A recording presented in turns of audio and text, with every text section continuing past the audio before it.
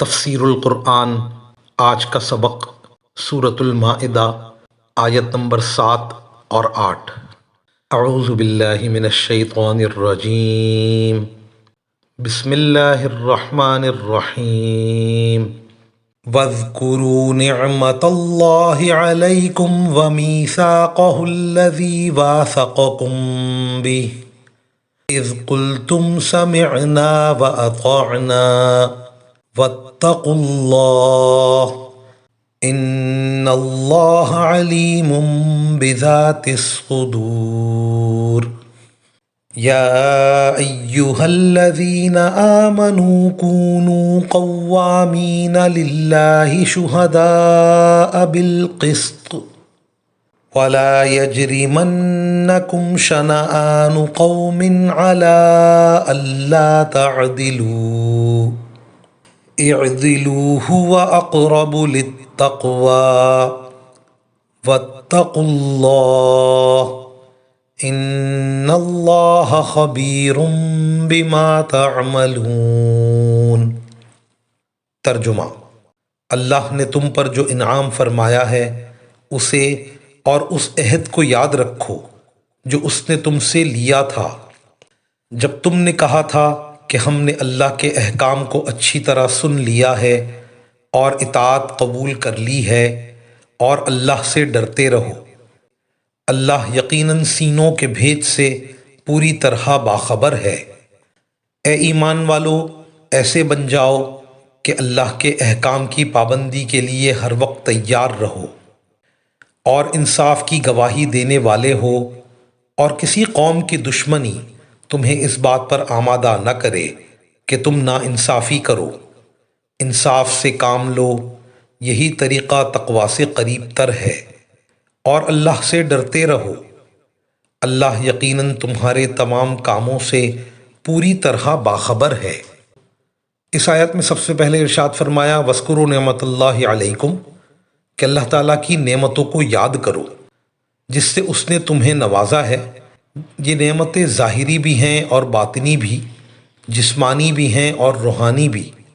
مزید فرمایا وَمِيثَاقَهُ الَّذِي وَاثَقَكُم بِهِ، کہ اللہ کے اس عہد کو یاد کرو جو تم نے مضبوطی کے ساتھ عہد کیا۔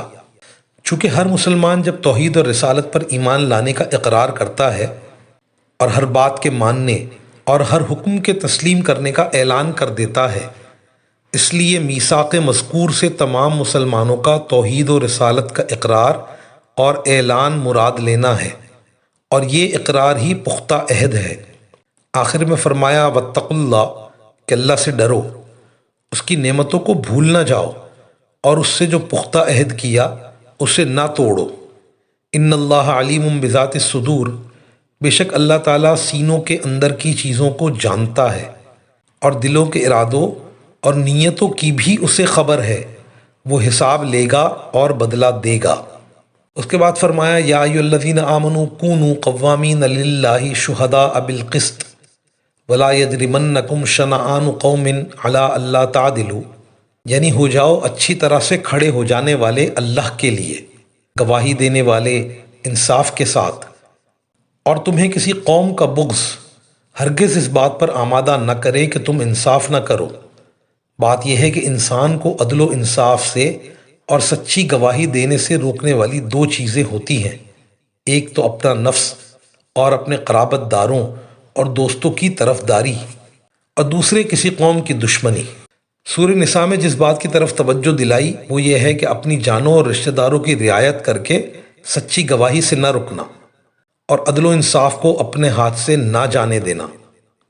اور سورہ مائدہ کی اس آیت میں ارشاد فرمایا کہ کسی قوم کا بغض اور دشمنی تمہیں اس بات پر آمادہ نہ کرے کہ تم عدل و انصاف نہ کرو۔ مسلمانوں کے خاص اوصاف میں سے بھی یہ ہے کہ ہمیشہ حق کا ساتھ دے، حق کی گواہی دے، کبھی کسی حالت میں بھی عدل و انصاف کو نہ چھوڑے۔ پھر فرمایا اعدلوا هو اقرب للتقویٰ، انصاف کرو، انصاف تقوی سے قریب تر ہے۔ جب کوئی شخص عدل و انصاف کی صفت سے متصف ہوگا تو تقویٰ کی صفت سے بھی متصف ہوگا۔ عدل تقویٰ کی طرف اور تقویٰ عدل کی طرف کھینچتا ہے۔